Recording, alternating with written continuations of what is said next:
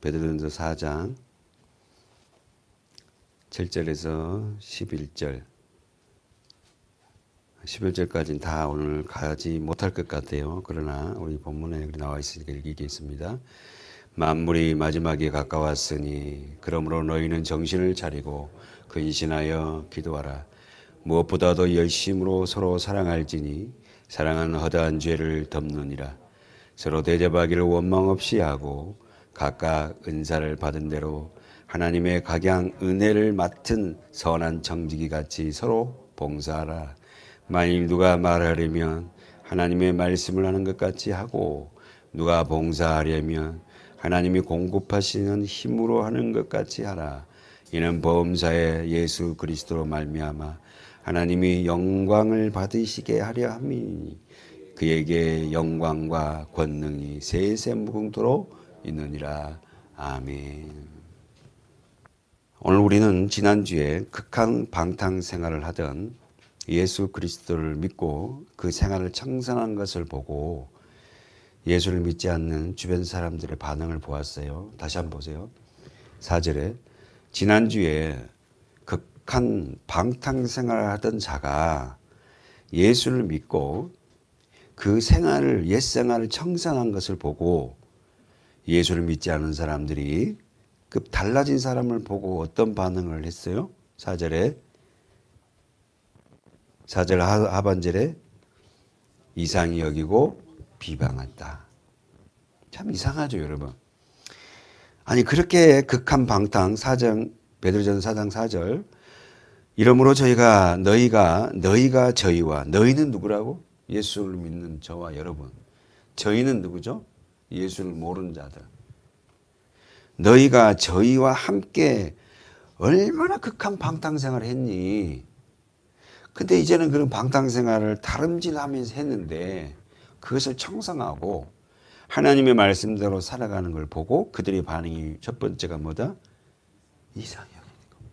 두 번째, 비방.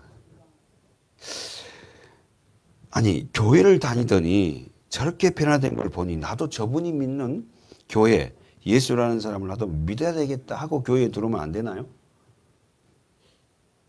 왜 좋은 줄 알면서 교회에 들어오지 않을까요? 안 들어옵니다. 안 들어와요. 여러분이 그렇게 변한다 해서 야 정말 많이 변해 저분. 어떻게 저렇게 살다가 교회 다니더니 완전히 사람이 바뀌었어. 아 나도 저분이 다니는 교회 다녀야 되겠다 야. 들어올 것 같죠? 안 들어요. 얼마나 사람들이 이 마음이 강박한지 아세요? 완전히 밑바닥에 떨어져 갖고요. 그래 봐야 들어오요, 사람. 그렇게 사람들이요. 완악합니다. 두 번째로, 우리가 지난주에 복음이 뭐죠? 여러분은 설명할 수 있어야 돼. 복음이란 그러면 설명을 못 해요. 아는데 이게 정리가 안 된다고. 복음이란 복음. 그러니까 수없이 복음에 대해서 한번 생각을 해봐요. 복음은 여러 가지지만 우리는 결론적으로 한마디 말하면 예수 그리스도의 말씀이에요. 자 그러면 말씀은 어떻게 한다? 5절에 보세요. 지난주에 봤던 거. 어떻게 한다? 말씀은 어떻게 한다? 산자와 죽은 자를 정확하게 확인시켜줘요. 다시 한번 십자가의 말씀은 산자와 5절에요. 4장 5절. 산자와 죽은 자를 정확하게 뭐한다? 확인시켜줘. 그러니까 복음을 딱 던져보면 말씀을 던져보면 산자가 어떻게 반응하고 죽은 자는 어떻게 반응하는지 알아요. 그걸 정확하게 알 수 있는 곳이 어디예요? 강구상입니다. 단에서 말씀을 전해보면요. 산자는 반응해요. 죽은 자는 숨습니다. 반응하지 않아요. 다시 말해서 아담의 죄로 인하여 태어난 모든 자가 누구예요? 죽은 자. 저와 여러분 다 죽은 자예요. 죽은 자. 근데 예수 그리스도의 은혜로 어떻게 해요? 살아났잖아요. 산 자는 뭐 한다? 반응합니다. 죽은 자는 절대 반응하지 않아요. 그렇다면 여러분 말씀해 보세요. 우리의 신앙의 핵심이 뭡니까? 우리 기독교의 표식은 뭐죠? 기독교가 우리 한국말로 기독이고 그리스 말로는 뭐예요? 그리스도인이에요. 기독교인이나 그리스도인이나 똑같은 말이에요. 그죠?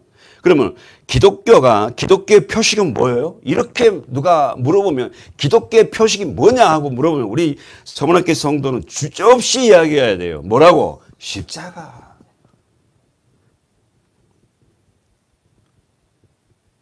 십자가의 도가 멸망을 받는 자에게는 미련한 것이지만 구원을 얻는 저와 여러분은 뭐예요? 하나님의 능력이다.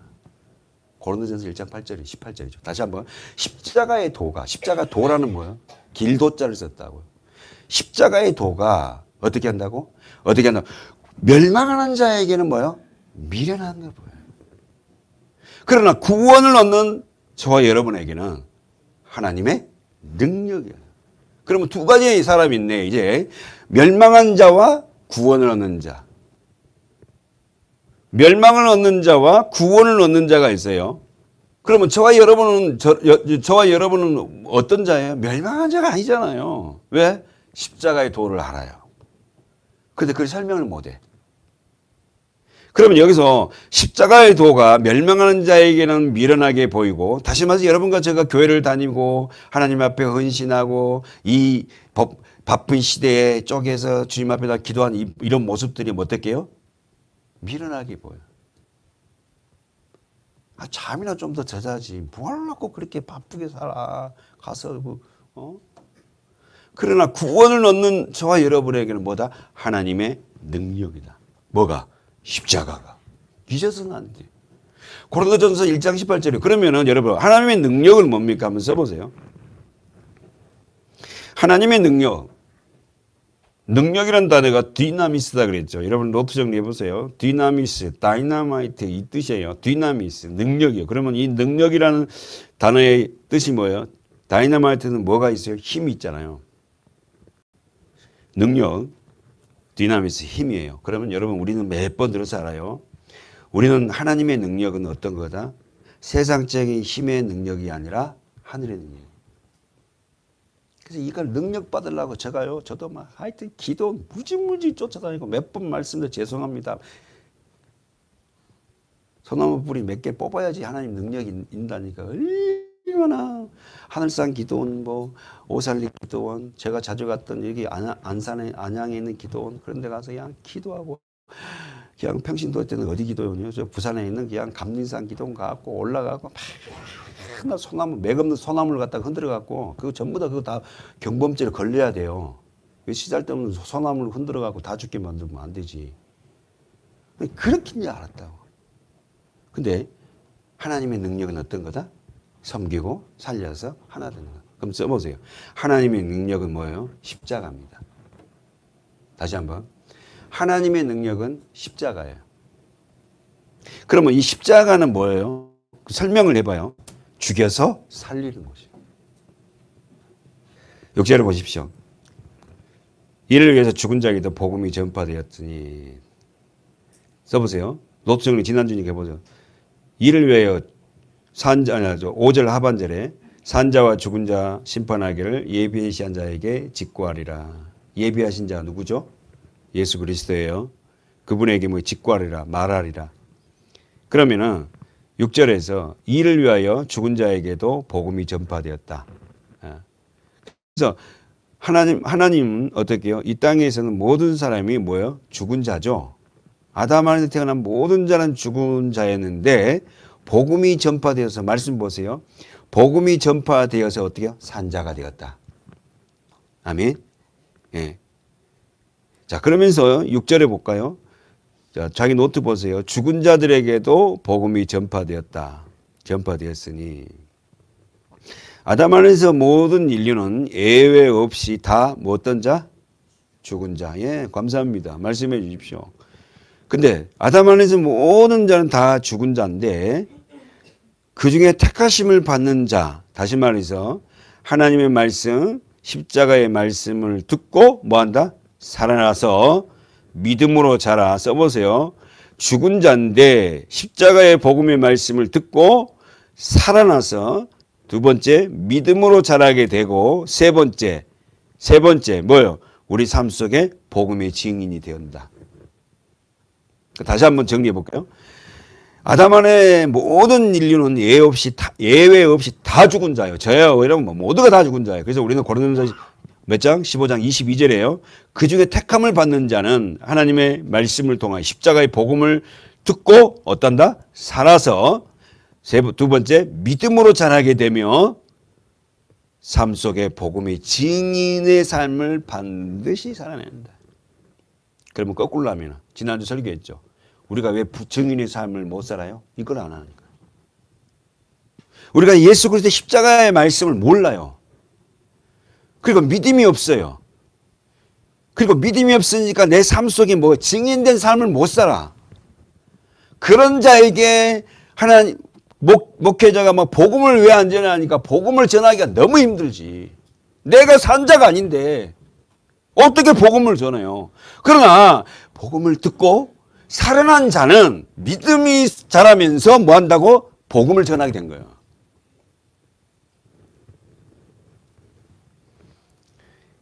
그러면서 여러분 지난주에 지난 설교에 예수 그리스도의 복음 안에서 택함을 받은 사람이 있었어요. 산 자가 누구였어요? 두 사람이었죠. 승천하는 사람. 에녹과 엘리야가 있다. 바로 이게 이 사람들이 바로 우리를 예표하고 있는데 다시 한번 예수 그리스도의 복음 안에서 택하심을 받은 사람이 있었어요. 산 자, 믿음에 믿는 자들을 예표하고 있는 구약 선지자 중에 죽음을 보지 않고 하늘로 승천한 두 사람이 있었죠. 예, 우리는 엘리야를 너무 잘 알지만 에녹은 잘 몰랐어요. 그러나 에녹이었다고. 그래가지고 노트 정리 보세요. 에녹이라는 단어가 지난주에 창세기 5장에 좀 한번 가보세요. 에녹이라는 이름의 뜻이 무슨 뜻이었다? 첫 번째 창세기 5장 에녹이라는 사람이 죽음을 보지 않고 하늘로 승천했어요. 천국에 올라갔다고요. 이건 누구를 예표하냐면 바로 저와 여러분이에요. 영적인 저와 여러분을 예표하고 있는데 에녹이라는 이름의 뜻은 뭐다? 5장 21절에 했죠. 에녹은 65세에 무두셀라를 낳았고 그랬어요. 에녹이라는 이름의 뜻은 전수자, 가르치는 자. 다시 한번 에녹이라는 이름의 뜻은 전수자, 가르치는 자. 뭘 전수해야 돼? 말씀을, 예수 그리스도를, 복음을. 그럼 여러분 쓰면 들어봐요. 저와 여러분이 복음을 전수하고 복음을 나타내려면 복음을 받아야 될 거 아닙니까? 가르침을 받아서 그 복음을 이해한 사람이 전할 수 있죠. 이걸 받지도 않은데 뭘 전하라는 거예요, 도대체. 그렇잖아요. 저는 그러니까 여러분이 복음의 증인이 되기 위해서 끊임없이 말씀을 먹이다 보니까 여러분의 삶 속에 어느 순간에 이제 복음을 전수하는 자가 되는 거예요. 에녹이 되는 거예요. 그 날이 언제 올지 모르지만 각자 시제는 다를 거란 말이에요. 각자가 다를 거라고. 두 번째 에녹의 이름의 뜻은 뭐다? 가르치는 자. 그럼 가르치려면 가르침을 받아야죠. 그렇지 않습니까? 어렵지 않잖아요. 가르침을 받아서 뭐 한다고? 그것을 가르치고요. 계속해서 그 일을. 그래서 제가 그래서 사도가, 속사도와 제자들이 그 일을 했다고. 계속해서 교회는 말씀을 가르친 거예요. 얼마나 한탄스러워. 여러분 귀가 따갑지만 한국교회가 초대교회가 얼마나 좋았는데 가면서 타락해갖고 완전히 그냥 하얀게 뭘 안 했어? 교회가 이걸 안 하는 거예요. 자, 그러면서 지난주 설교 지금 계속해서 지금 복습하고 있는 거예요. 그래서 에녹은 신앙의 전수자가 되었고 말씀을 가르친 자가 되었다. 그리고 에녹은 성경에서 최초의 전도자예요. 자, 에녹이는 성경의 최초의 전도자고 두 번째, 에녹은 어떤 말씀을 전했어요?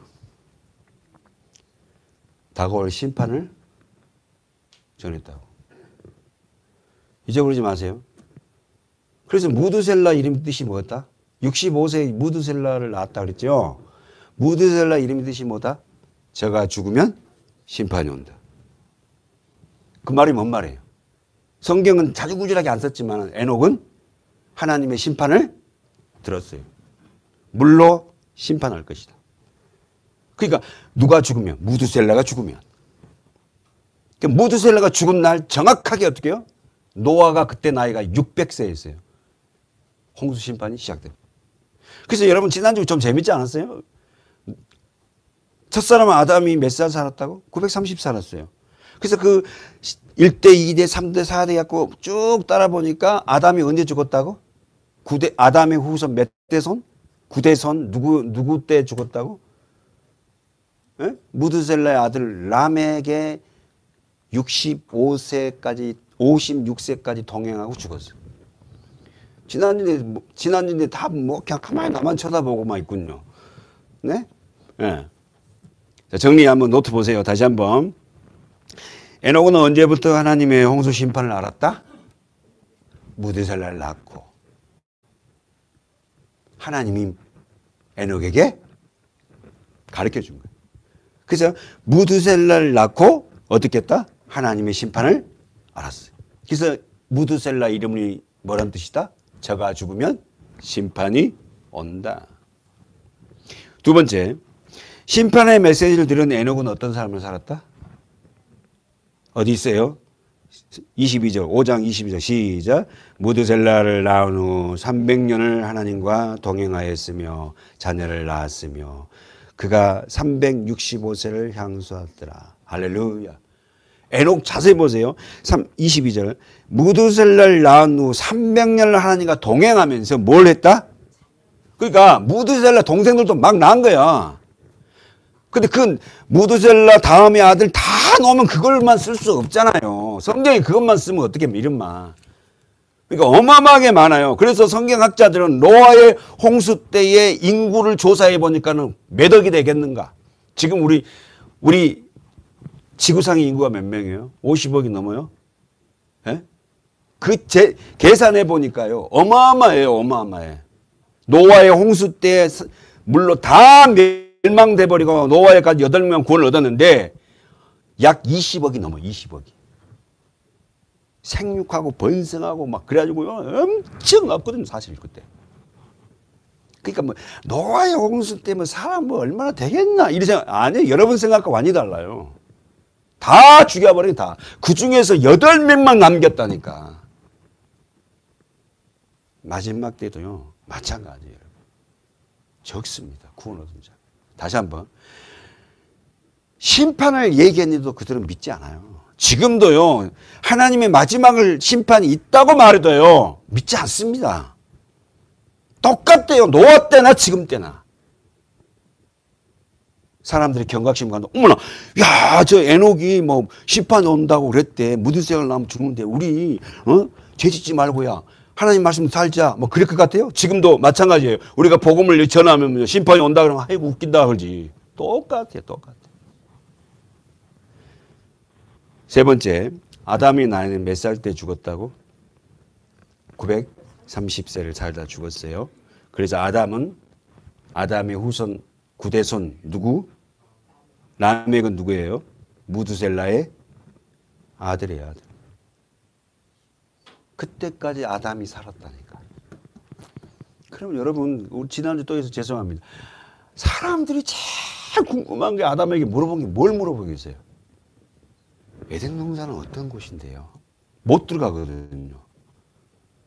들어올 수가 없죠. 에덴 동산을. 생명 과일 있죠. 그걸 먹고 영생하면 안 되냐. 죄인이. 못 먹게 딱 에덴 동산을 달아놨다고.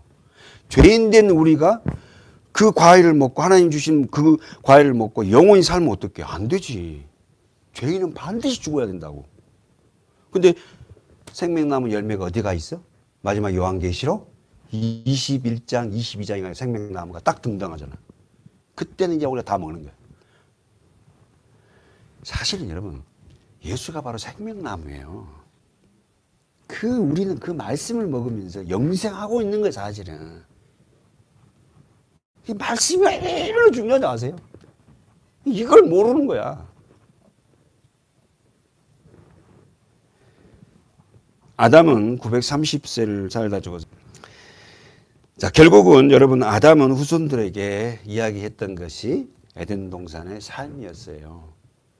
그렇죠? 그랬을 거 아니에요. 사람들 못 들어가거든. 근데 그분은 거기 살다가 쫓겨났잖아.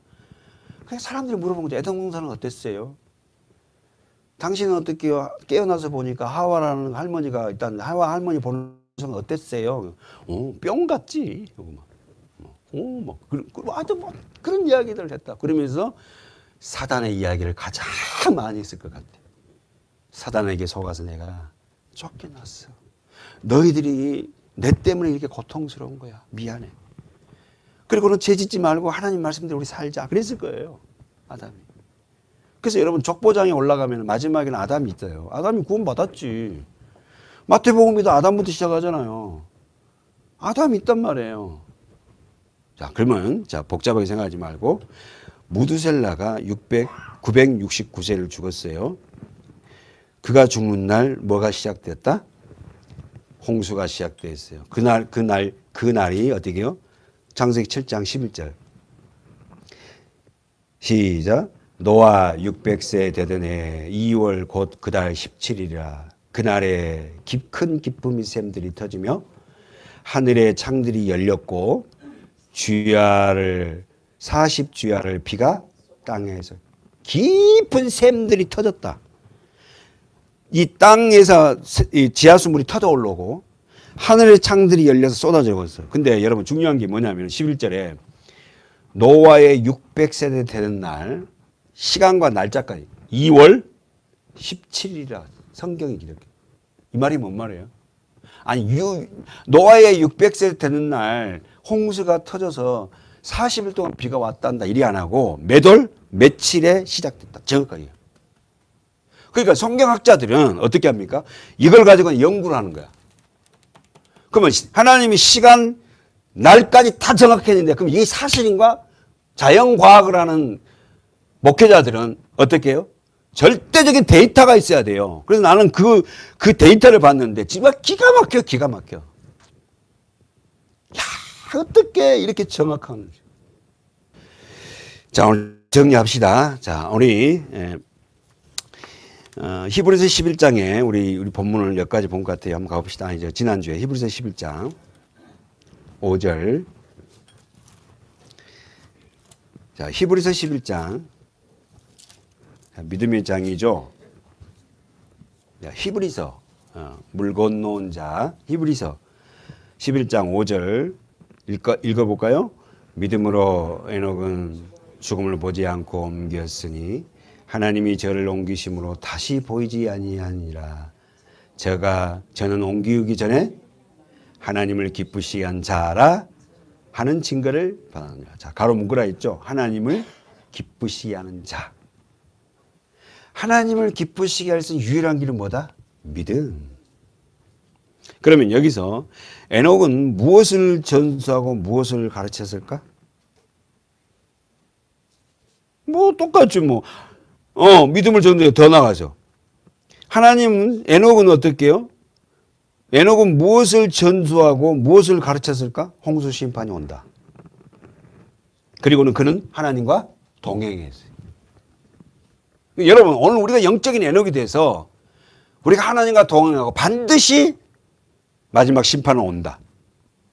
그 심판은 두 가지다 있어요. 개인적인 종말, 내가 죽던 날 그 심판이고, 그리고 시대적인 종말 어떻게 해요? 하나님이 예수 그리스도가 재림하는 날 온다는 거예요. 근데 이게 다 그냥 흐물흐물 돼갖고 그런 날이 뭐 오겠어 그러지 뭐 옵니다. 그러니까 너희가 어떻게 살아야 되겠느냐 이거야. 우리한테 그렇게 말씀하고 있어요. 다시 한번 보세요. 히브리서 11장 5절에서 반복된 단어가 있어요. 뭡니까? 11장 5절에서 옮기고 잘 보네 이제는 우리 교인들. 믿음으로 에녹은 죽음을 보지 않고 옮기었으니 또 하나님이 저를 옮기심으로 다시 보이지 아니라 저는 옮기기 전에. 그럼 이 옮겼단 말이 뭐예요? 바꾸다, 변경하다. 다시 한번 바꾸다, 변경하다. 하나님의 심판이 오기 전에 믿음의 사람들에게 하나님이 어떻게 바꿔버려요? 뭘로? 믿음의 사람으로. 우리에게 은혜를 보여주고 동행하게 만들고 말씀을 깨달아 알고 하고. 그 예전 사람의 방식으로 안 살아. 누구에게? 저와 여러분에게. 여러분 우리가 선택되었다는 게 얼마나 복인지 몰라요. 우리를 바꾸셔요. 바꾸신다고. 사랑하는 여러분, 하나님은 반드시 우리를 바꾸고 하나님의 말씀으로 변경을 시켜요. 본문에 가봅시다. 베드로전서 그 뒤로 가보세요. 4장 6절에서 죽은 자들에게도 복음이 전파되었다. 이해되죠? 저와 여러분은 아담 안에서 다 죽은 자예요. 근데 우리에게 뭐가 증거가 됐다? 복음, 말씀, 할렐루야. 말씀이 우리를 살려냈어요. 그러면서 이는 육체로는 사람처럼 뭐요? 심판을 받으나 영으로는 하나님처럼 살게 하려 함이라. 그리고 설교가 이제 오늘 본문 들어간 여기서 첫 번째 육체로는 사람처럼 심판을 받나. 이 말은 뭔 말이었다고? 첫 번째 뭐라고? 로마 황제의 박해를 받고 있는 그 당시에 이 서신을 받는 초대교회 그리스도인들에게 너희가 육체로는 지금 로마 황제의 심판을 받지. 고통을 받잖아. 그러나 너희 영은 뭐다? 하나님처럼 뭐요? 사지 않냐. 살아라. 하나님처럼 산다는 게 뭐요? 자유. 자유하다는 거야. 그러니까 예배 생활을 하고 우리가 살아가면서 뭔가 묶여있는 삶을 사는 게 아니라 어떻게 해요? 내 마음이 내 삶이 자유로워. 자유로운 방종이 아니에요. 말씀 안에서 그렇게 어떻게 하나님 앞에 자유롭게 산다는 거예요. 사랑하는 우리 성도들이 때로는 우리가 육체적으로는 고통스럽고 어렵지만 영으로는 하나님처럼 살길 축원합니다. 하나님처럼 살길 바랍니다. 조금 뭐가 부족해도 조금 뭐가 못해도 거기에 눌려가지고 나는 왜 이거 못하고 우리는 왜 이렇게 돈도 없고 먹고 없고 뭐 이러지 말고 성실하게 살아가면 하나님이 하나씩 다 회복해 줄 믿습니다. 아멘. 본문 가볼까요? 성령 하나님은 베드로를 통해서 종말을 살아가는 성도들에게 어떻게 신앙생활을 하라고 하는지 말씀하고 있어요. 다시 한번 성령 하나님은 베드로를 통해서 종말을 살아가는 성도들에게 어떻게 신앙생활을 해야 되는지를 말씀합니다. 시작. 만물이 마지막이 가까웠으니 그러므로 너희는 정신을 차리고 근신하여 기도하라. 다시 한번 시작. 만물의 마지막이 가까웠으니 그러므로 너희는 정신을 차리고 근신하여 기도하라. 노트 정해 볼까요? 만물이 마지막이 가까웠으니. 마지막이 뭐예요? 종말이에요. 종말은 어떤 게 종말이죠? 종말, 옆쪽 요것 때문에 안 보이겠네. 이거 먹고 가야겠다. 우리는 요 기도를 너무 많이 그렸어요. 자, 예수 그리스도, 여기는 이제 구약이잖아요. 자, 신약인데, 종말은 언제부터 종말이죠? 네? 예수 그리스도가 오신 날부터 시작해서 십자가에 부활하시고 오셔서 부활하시고 그리고는 승천했잖아요. 그리고는 언제? 예수님이 다시 오신 날. 이 날을 이 기간을 뭐요? 종말 그런다. 예수님이 십자가에 죽으시고 부활하시고 성령을 부어서 어떻게 해요? 내가 어떻게 해요? 반드시 다시 온다. 그 날은 몰라요. 그래서 지금 우리가 지금 살아가고 있다고. 지금 2000 어떻게 해요? 이 날에 오늘 우리가 살아가고 있어요. 우리가 살아가는 이 시간을 어떻게 해요? 종말이에요. 그러면 시작과 끝이네. 시작과 끝에 이 기간을 뭘 한다고? 종말. 알았죠? 그래서 우리는 뭘 살아간다? 지금 종말을 살아가는 종말. 뭘로 끝난다고요? 예수 그리스도 재림으로. 그리고 여러분이 어떻게 해요? 이 땅에서 삶을 마감한 날로 끝나, 여러분은. 그러니까 우리는 언젠가는 다 죽고 언젠가는 주님이 재림하실 거예요. 이 기간을 우리는 종말이라 그런다고, 종말. 그리고 우리가 요한계시록을 우리가 오후에 했잖아요. 요한계시록에서 이 기간을 다른 말로 또 뭐라 그러죠? 이 기간을 다른 말 요한계시록 영어로는 뭐라 그래요? 천년? 그렇지, 왕국. 천년 왕국이라고. 이 기간을. 그 천년 왕국의 기간을 우리는 살고 와 있다고. 천이라는 숫자는 완전 무한한 숫자예요. 예수님이 재림할지가 언젠지 모르지만은 이 기간을 또 다른 말로 천년 왕국이란다. 그러면 천년 왕국을 살아가는 자들의 삶은 어떤다? 첫 번째, 뭐요? 왕 같은 제사장으로 산다. 너희는 택한 족속이요 왕 같은 제사장이니 그러잖아요. 그러니까 우리가 이 기간 안에 우리 삶 속에서 이 기간 안에 이 천년 기간 안에 종말 안에 종말적인 삶을 어떻게 살아야 된다? 왕 같은 제사장으로 살아야 돼. 왕 같은 제사장. 잘 들어야 돼. 그 제사장은 뭐 하는 사람이에요?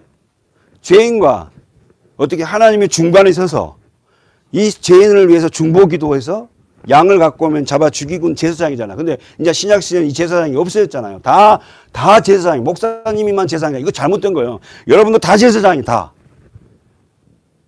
목회자를 높이려고 목회자만 막 제사장처럼 이거는 완전 복음을 모르는 사람이라. 여러분이 다 제사장이라고. 여러분이 예수 피를 가지고 주님 앞에 직접 갈 수도 있고. 할렐루야. 목사가 왜 필요해 근데. 말씀을 좀 더 깊이 연구해서 여러분에게 가르치라고 목사를 세워놨어요. 목사로, 교사로, 뭐 이렇게 직분을 세워놨죠. 거론해서 보니까. 교회의 덕을 세우려고 직분을 여러 가지 줬단 말이에요. 근데 교회가 막 목사는 최고고, 장로님은 뭐 그 다음 두 번째고, 뭐 이런 식으로 이러면 이거 아니란 거 아니에요. 교회의 덕을 위해서 그런 질서를 놔놨지. 얼마나 우리가 잘못 배웠는지 몰라. 근데 목사가 최고라고 생각하면 목사도 어떻게 얼마나 부담되겠냐고. 자, 왕 같은 제사 이 기간 안에 이렇게 살아간다. 누가? 저와 여러분이 그렇게 사시기를 바라요. 우리는 택한 족속이고 왕 같은 제사장이니. 그런 제사장적인 삶을 살아야 될 거 아니에요 우리가. 할 일이 너무 많아요. 근데 아직까지 내 삶이 이게 정리가 안 돼갖고 이런 일도 못하고 있다면 하나님이 얼마나 안타까워하겠냐고. 사소한 거에 매여갖고 못해. 베드로전서 2장 9절에 가보세요. 보고 왔으니까 가봅시다. 오직 너희는 뭐다? 택한 족속. 세상에 이런 복이 어딨냐고. 하나님이 나를 택해 준 거야. 그리고 두 번째 너희는 뭐요? 왕 같은 제사장. 왕은 아니고 왕 같은. 왕은 누구죠? 예수. 너희는 왕 같은, 예수 같은, 우리말로 뭐야? 작은 예수라고 한다며, 여러분은. 그럼 작은 예수가 뭐였어요? 이 땅에 와서 섬기어주고 살리려고 하나 되게 했잖아. 우리도 그 일을 많은 걸 나타내지 못해도 왕 같은 제사장이 된 자는 그렇게 섬기려고 그러고 그런 일이 조금씩 나타난다고. 더 주님을 많이 닮으면 많이 하겠죠. 그 목사님은 그런 좀 목회를 해보고 싶어. 예수님을 더 많이 닮아갖고 여러분을 더 많이 섬기고. 우리의 정체성을 얘기하면서 왕 같은 제사장이고 그 다음에 뭐다가 거룩한 나라래. 구별된, 거룩이란 구별이잖아. 구별된 나라래 너희들은. 세상과 같지 않대. 근데 어떻게 예수를 믿는 사람이 세상과 똑같이 그냥 막 돈만 보면 그냥 누가 어떻게 하면 똑같이 살면 우리가 뭐 돈을 싫어하다 이런 말이 아니에요. 그리고 네 번째, 그의 소유된 백성이다. 얼마나 여러분 지금까지 우리가 신앙생활 했던 것들 다 뒤집어 엎어야 되는지 몰라. 그래서 여러분 우리가 뭐요? 장로교가 개혁주의. 다시 한번 보세요. 오늘 본문으로 다시 돌아가 봅시다.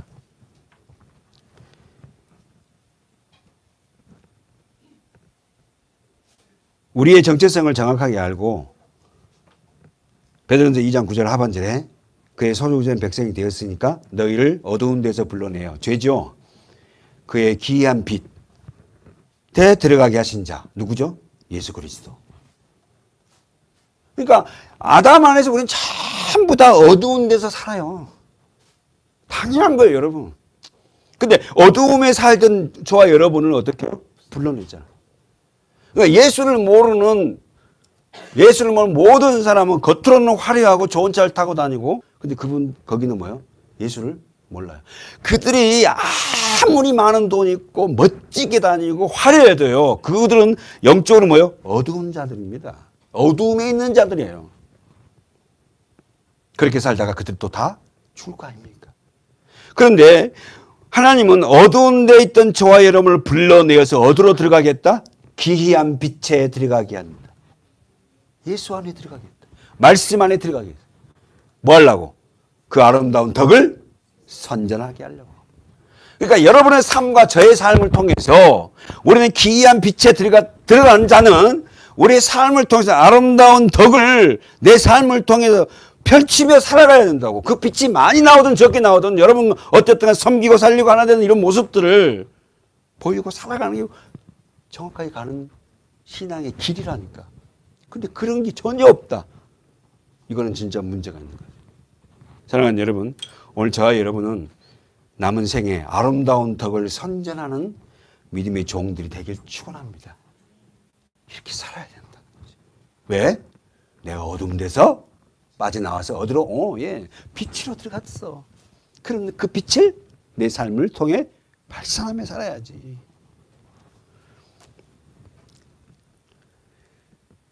본문 가봅시다. 4장.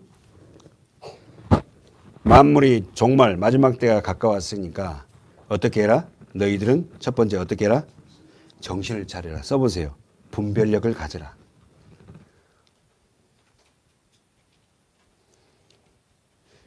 좀 제발 우리 정신 좀 차립시다. 할렐루야.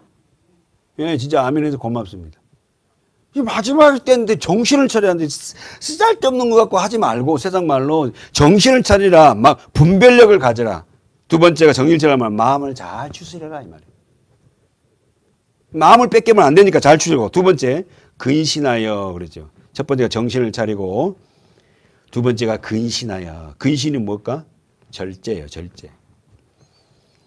다 성령의 은혜가 아니면 안 되네.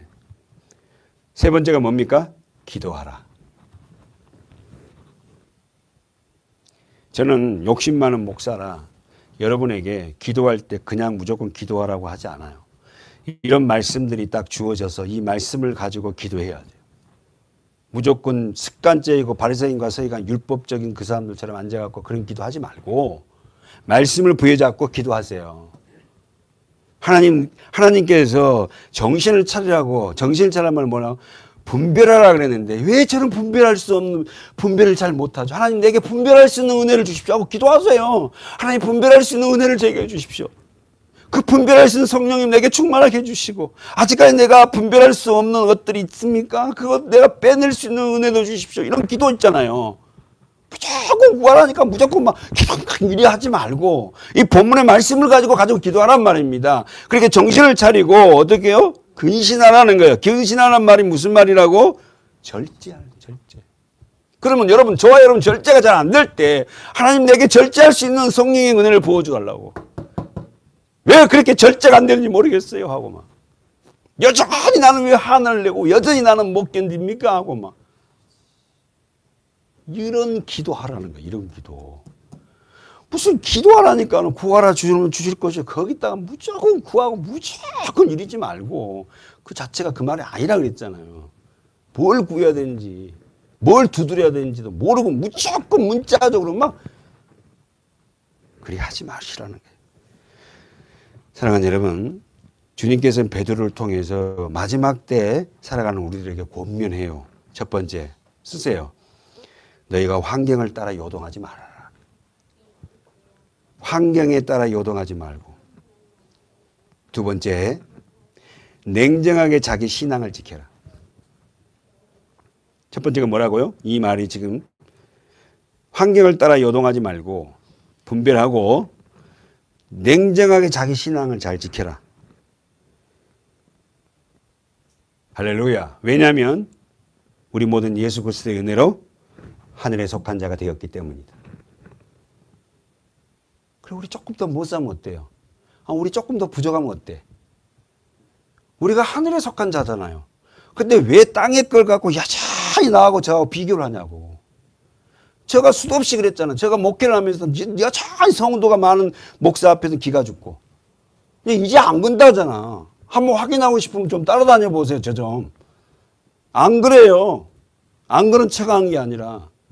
전혀 주눅들 필요도 없고요. 아무리 큰 목사가 와갖고 얘기한다 해도 그 사람에게 주어진 거잖아. 그래서 그 교회를 욕하는 게 아니라 나에게 주어진 우리 장로님들과 우리 권사님들 이분들에게 나에게 주어진 거잖아. 그럼 이걸 가지고 뭐예요? 나는 최선으로 내가 할 수 있는 역량을 하는 거예요. 그냥. 근데 뭐 성도 몇 명 되고 난 저기 몇 명. 예전에 저도 그랬잖아요. 복음을 모를 때는. 우리 교회가 그런 영향력을 끼치는 목사뿐만 아니라 여러분의 삶 속에서도 그게 나타나야 된다는 거예요. 그런 게 나타나지 않으면은 여러분과 자신과의 처절한 싸움 하세요. 기도하시라고. 고린도전서 15장 가보세요. 고린도전서 15장. 주님께서는 베드로를 통해서 마지막 때 우리가 살아가는 저희들이 권면했어요. 뭘 권면?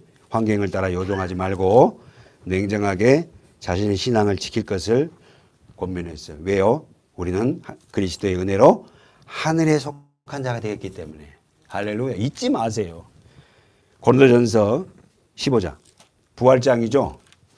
저와 여러분은 하늘에 속한 자예요. 땅에 속한 자가 아니라는 거예요. 제발 하늘에 속한 자 우리.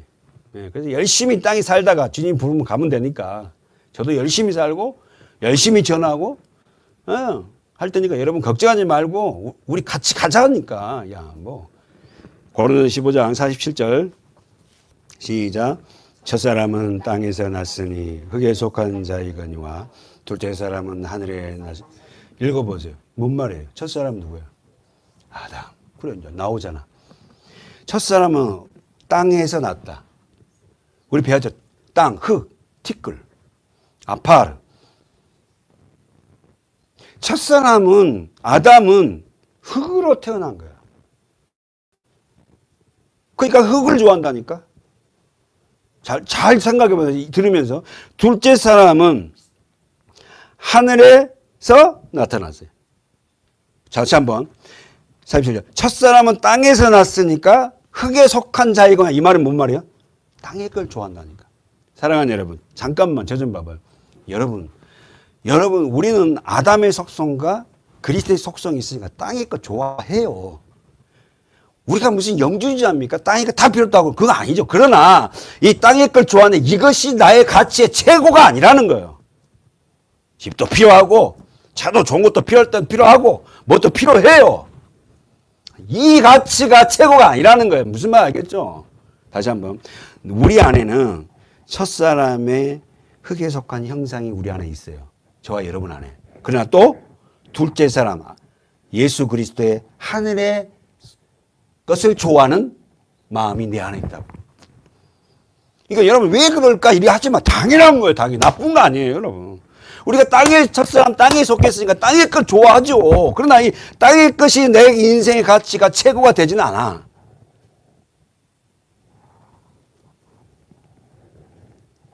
48절에 설명을 하네 바울이. 무릇 흙에 속한 자는 저 흙에 속한 자들과 같고. 무슨 말이 이해됩니까? 얼마나 김용태 목사 친절한지 몰라. 구나 이렇게 하지 말고 당연하다는 얘기예요. 우리가 흙에 속한 자의 아담 안에서 태어났기 때문에 흙에 속한 것을 좋아한다 이 말이에요. 쉽게 말이죠. 무릇 하늘에 속한 자는 저 하늘에 속한 자들과 같으니. 할렐루야. 그럼 해석이 49절 시작. 우리가 흙에 속한 자의 형상을 입은 것 같이 또한 하늘에 속한 자의 형상을. 이해돼요? 아담의 형상을 입은 것처럼 예수 그리스도의 형상 우리가 입고 있다. 아담처럼 때로는 하나님 말씀을 배격하고 하나님 말씀대로 살기 싫어하는 모습이 내 안에 있다. 이렇게 살면 안 되지 이제. 예수 그리스도가 나를 통해 십자가에서 나를 내 생명을 살렸는데 그 날 살려줬는데 하늘에 속한 그 예수 그리스도의 형상으로 내가 살아야지 라고 싸운 게 뭐다고? 내적 전쟁이 내 안에서. 내 안에서 그 전쟁이 일어나는 거예요. 흙에 속한 그 형상으로 막 나를 육으로 그리 몰고 가는 세력이 있는가 하면 아니잖아. 이제는 말씀대로 살아야지 하고 이 내 마음에서 두 마음이 막 싸우는 거예요. 두 마음이. 예? 그러니까 여러분 기도하고 말씀 안에서 깨어있는 자는 하늘에 속한 형상물이 육에 속한 형상을 눌러요. 덮어버린다고.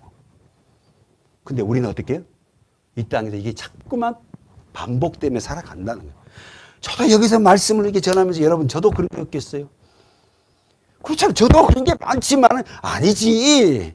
이렇게 살면 안 되지. 내가 예전 목사 같으면 그렇게 살고 성도들을 향해서 질책도 하겠지만은 왜 전도도 않고 왜 그만이야 하고 뭐 내가 말씀을 먹이면 당연히 여러분 삶 속에 전도가 나올 거예요. 저는 그렇게 믿어요.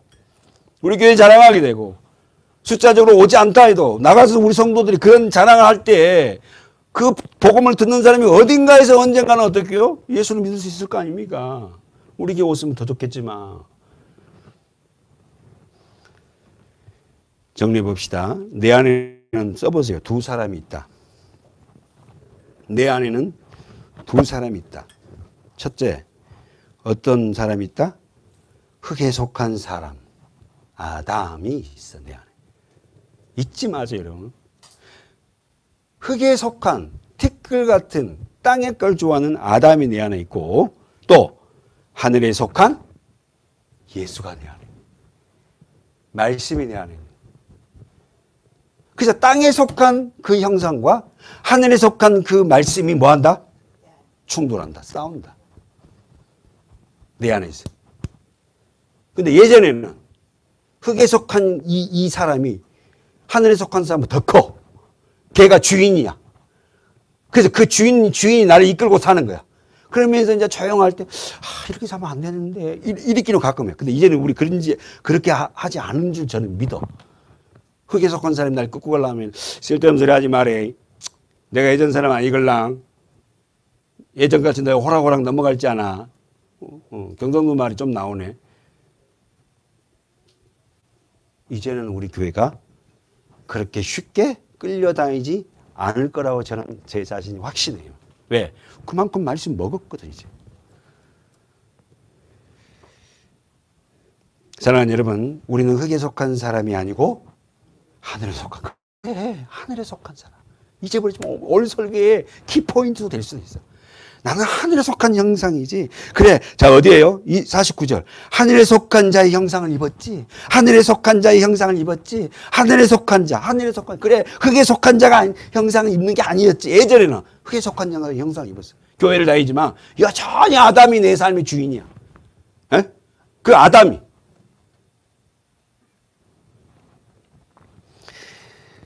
저와 여러분이 이런 귀한 말씀을 듣고 하나님 앞에서 올바른 믿음을 가시길 축복합니다. 예수를 믿는 저와 여러분 안에 두 사람이 공존하고 있기에 때로는 내 자신을 보고 실망합니다. 실패합니다. 넘어집니다. 그러나 여러분의 자신을 너무 질책하지 마십시오. 그러니까 내가 예수가 필요하지. 우리는 이 말씀을 듣고 또 넘어져요. 또 아담의 그걸 쫓아서 또 그걸 막 구해요. 그럴 때마다 여러분 자신을 질책하지 말고 그러니까 내가 더 말씀 드려야지. 더 주님 앞에 가야지. 그러면서 이겨내십시오. 아멘. 야고보서 4장 8절 가보세요. 야고보서 4장. 우리가 하늘의 것 예수 그리스도의 은혜를 소유했으나 때로는 땅의 것을 소유하고 싶은 마음이 내 안에서 꿀떡 같아요. 아멘이죠? 그걸 아는 척하고 계시지만 그렇잖아요 사실. 야고보서 4장. 우리는 어떤 형상을 입고 있다? 하늘에 속한 형상. 어떻게 해서? 십자가의 은혜로. 그럼에도 불구하고 땅의 것을 소유하고 싶어하는 마음이 내 안에서 정말 많이 끓어오르는 거예요. 그럴 때마다 어떻게 해요? 자, 읽어봅시다. 그럴 때마다 어떻게 해야 돼? 4장 8절. 시작. 하나님을 가까이 하라. 그리하면 너희의 길 가까이 하시리라. 죄인들아 손을 깨끗이 하라. 두 마음을 품는 자들아 마음을 자, 두 가지를 언더라인 쳐보세요. 어디다 치고 싶어?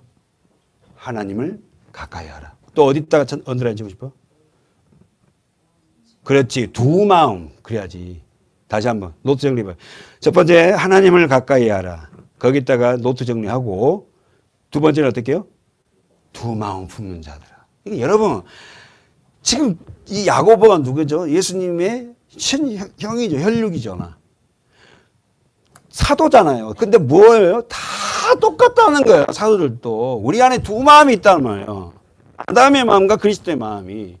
그러니까 이걸 이길 수 있는 길은 딱 한 가지다. 뭐다? 하나님을 가까이 해라. 하나님을 가까이 한다는 게 뭔 말이에요? 그럼 저는 거기서 머물고 싶지 않잖아. 하나님을 가까이 한다는 게 뭐예요? 이거 벌써 눈치를 빠는 사람 빨리 얘기해야 될 거야. 하나님을 가까이 한다는 게 어떻게 가까이 하는 거야? 말씀을 먹으라는 말씀. 하나님은 말씀이라면서요. 이 말씀이 너희를 살리고 하나님을 가까이 하라는 건 뭐예요? 말씀을 놓지 말라는 거예요. 말씀을 먹으라는 거야. 말씀 놓으면 우리 죽는다고요. 말씀을 놔버리잖아요. 그리고 어떻게 하는지 아세요? 하나님과 더 멀어져요. 계속. 사랑하는 여러분, 다른 방법 없어요. 우리는 예수 그리스도를 소유했지만 때로는 땅의 걸 소유하고 싶은 마음이 많아요, 사실. 저도. 그거 이길 수 있는 길은 딱 한 가지. 하나님을 가까이 해요. 말씀을 가까이 해요. 그럼 말씀을 읽다 보고 말씀을 가까이 하면 하나님 원하는 그게 아니지. 때가 되면 내게 다 허락하겠구나. 내가 하나님과 가까이 하는 자, 말씀을 가까이 하는 자 되고. 율법적인 아니.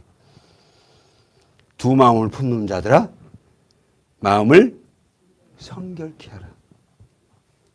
아셨죠? 우리는 다 두 마음을 품고 있어요. 어떤 마음? 아담의 마음과 그리스도의 마음. 아담의 마음은 뭘 좋아해? 땅의 걸 좋아해. 그리스도의 마음은 하늘의 것을 좋아해.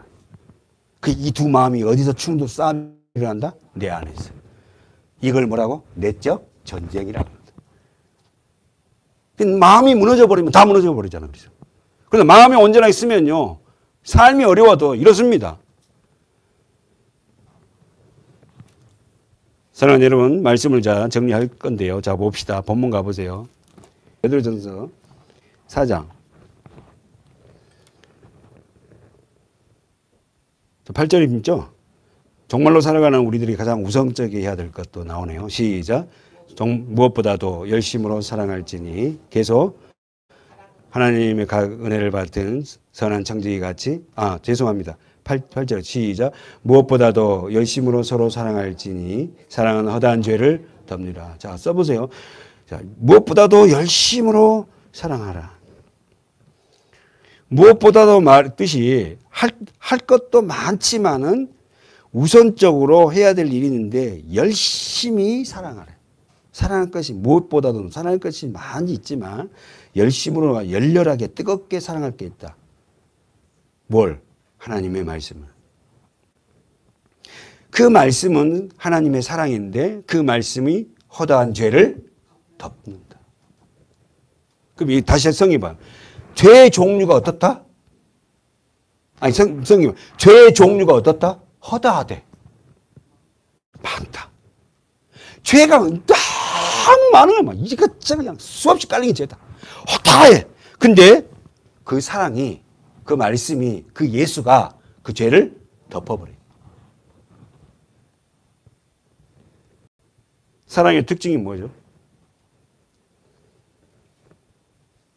그 본문 나왔잖아. 사랑의 특징은 뭐예요? 허다한 죄를 덮어요. 다시 한번.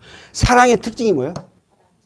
그러니까 부부간에 사랑한다면서 부부의 그 약점을 덮지 못한다면 그건 진짜 사랑이 아니지. 절대 아내의 흠담, 남편의 흠담을 가지고 덮어야지. 그걸 내놓으면 안 돼요. 내 사랑한 자녀? 누구든지 우리 사랑하는 목사님이라면 목사님 흠담이 있어요. 다 제가 완벽한 게 뭐가 있겠어요. 덮어야 돼. 그럼 한 번 더 질문해 볼게요. 상대의 허물을 덮어진 성경에 있었죠? 누구였어요? 성경에서 상대의 허물을 덮어준 게 있었죠. 누가 누구를 덮었어요? 네? 노아의 아들들이 노아의 아비의 하체를 덮잖아요. 노아가 홀딱홀딱 포도주를 먹다 보니까 술이 취해버린 거야. 맛있잖아요, 포도주. 먹다 보면 술이 취하니까 어떻게, 야, 왜 그러냐, 야. 막 하다가 그냥 다 홀딱 벗어갖고 그냥 벌거벗고 있는 거야. 근데 여러분이 알다시피 노아는 어떻게 해요? 당대 의인이라잖아. 당대 의인이라고 인정된 사람도 이래요. 이런 허물이 있다고. 제발 여러분을 허물을 여러분이 그렇게 해서는 안 돼. 근데 까발린 거 있죠. 아비가 돼가지고 어떻게? 술이나 먹고 대낮에 벌거벗고 저러고 있네 하고 감이잖아. 저주받잖아요. 샘과 야벳은 뒷걸음쳐서 자기 옷을 양쪽이 잡고 뒷걸음쳐고 와서 아비 하체를 보지 않고 딱 덮어요. 덮는 거예요. 덮는 거. 사랑은 뭐다? 덮는 거예요. 허다한 죄를 덮는 거예요. 할렐루야. 부모도 자식에게 자식이 잘못했다 하면 그걸 또 얘기해서는 안 돼. 덮어야지. 또 얘기하고 또 얘기하고. 자식이 나중에 말 안 해. 말해봤자 맨날 얘기해 주는 거 뭐라 말이야. 할렐루야. 우리 덮읍시다. 이제 덮어주자고요. 우리 한 가지 봅시다. 가봅시다. 그래도 창세기 9장 23절. 창세기 9장 23절.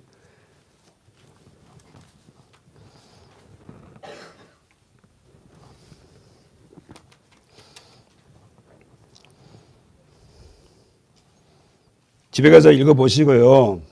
이 9장을 읽어보시고, 자, 23절만 시작. 셈과 야벳이 옷을 취하여 자기의 어깨에 메고 뒷걸음쳐 들어가서 아비의 하체를 자, 동그라미 쳐 있죠, 여러분 성에. 덮었으며, 언더라인 치고요. 그들이 얼굴을 돌이키고 그 아비의 하체를 보지 아니하였더라.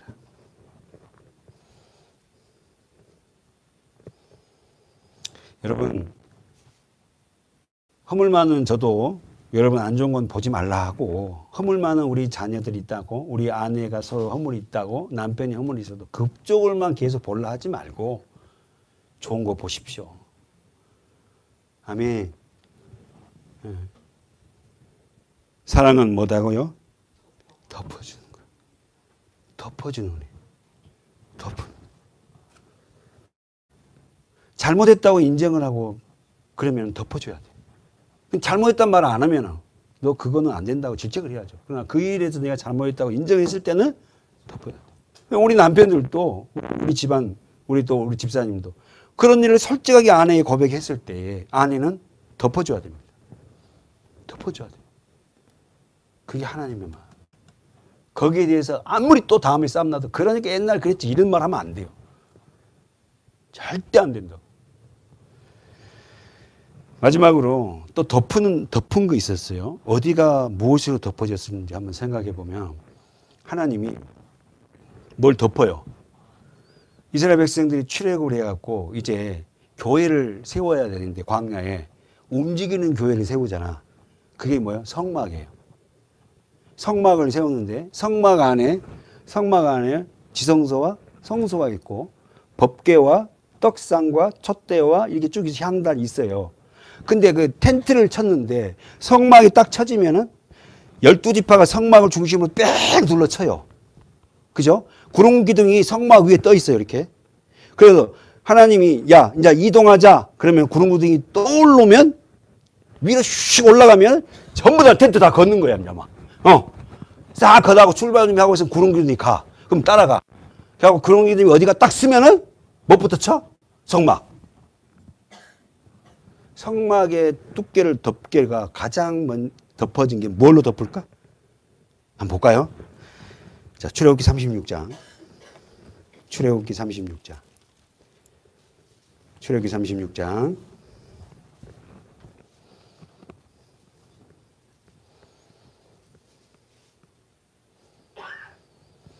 19절. 19절. 출애굽기 36장 19절. 됐어요? 시작. 붉은 물들인 수양의 가죽으로 막에 덮개를 만들고 해달의 가죽으로 그 웃덮개를 다시 한번. 자, 출애굽기 36장 19절. 마지막으로 성막을 쳐놓고 우게 덮은 게 뭐다? 붉게 물들인 순놈의 수양의 가죽이요. 그러면 예수네. 붉게 물들었다는 건 피예요. 그러니까 뭡니까? 예수 피로 덮은 거예요, 지금. 뭘? 교회를, 성막을. 교회가 어디예요? 저와 여러분이 이제 교회가 됐잖아요. 그러니까 여러분과 저를 예수 피가 덮어버렸어요. 그래서 우리가 옛 모든 죄를 다 덮어버렸어요. 없애버렸다. 아멘. 예수의 피는 우리 모든 걸 다 덮어줘. 그러면서 그 본문 보세요. 19절. 그 붉게 물들은 수양 가죽으로 덮개를 만들고 그 위에 덮은 게 또 뭐다? 해달의 가죽으로 옷덮개를. 해달이 뭐야? 물개. 또 물개 맞아요, 장로님. 또 물표범. 뭐 이런 종류. 그러면 왜 그 위에다 물개나 어떻게 돌고래나 물개, 물표범으로 만들어서 덮어요? 아니 제일 마지막에 수양의 가죽을 빨갛게 물들어서 성막을 딱 덮었어요. 그 성막 위에다가 물개나 물표범 이런 가죽으로 하고 또 덮어요. 왜 그래? 아니 광야에 뭐가 내려? 이슬이 내리고 또 가끔 뭐가 와? 비가 오잖아. 눈이 오든지. 그러면은 스며들어 안 스며들어? 못 스며들려고 뭐라고? 해달의 가죽으로 물개 가죽으로 딱 해갖고는 우게 딱 덮어라. 물이 스며들지 못하게. 하나님 대단하죠. 하나님 철저하니 뭐. 꼼꼼하고 세심하고. 우리 교회 제일 꼼꼼한 사람이 그래서 다 저잖아요. 덜렁덜렁 안 하고 왜? 말씀만 꼼꼼하지 집에는 안 꼼꼼해요. 대충 살지만 이 말씀은 꼼꼼하게 살펴야 돼. 할렐루야. 정리합시다. 야고보서 5장으로 가고 이제 정리하겠습니다. 야고보서 5장. 정말로 살아가는 우리들에게 가장 우선적으로 해야 될 게 뜨겁게 서로 열심히 사랑해라 그랬어요. 사랑은 허다한 죄를 덮은다. 아멘. 다시 한번. 사랑은 허다한 죄를 덮어줘요. 그 사랑으로 덮어주신 분이 누구다? 예수 십자가의 보혈이다. 읽어보세요. 야고보서 5장 20절. 시작. 너희가 알 것은 죄인을 미혹한 길에서 돌아서게 하는 자가 그 영혼을 사망에서 구원하며 허다한 죄를 덮을 것이다. 그러니까 예수 그리스도 십자가의 은혜를 아는 자는 반드시 어떻게 해요? 죄인들이 미혹한 길에서 미혹 어디 갈지 모르고 방황하는 그런 죄인들을 어떻게 돌아서게 해요? 예수를 소개한다니까. 그 자체가 뭐다고? 허다한 죄를 덮은 거 있대. 다시 한번. 여러분이 다 자신이 이해를 못하는.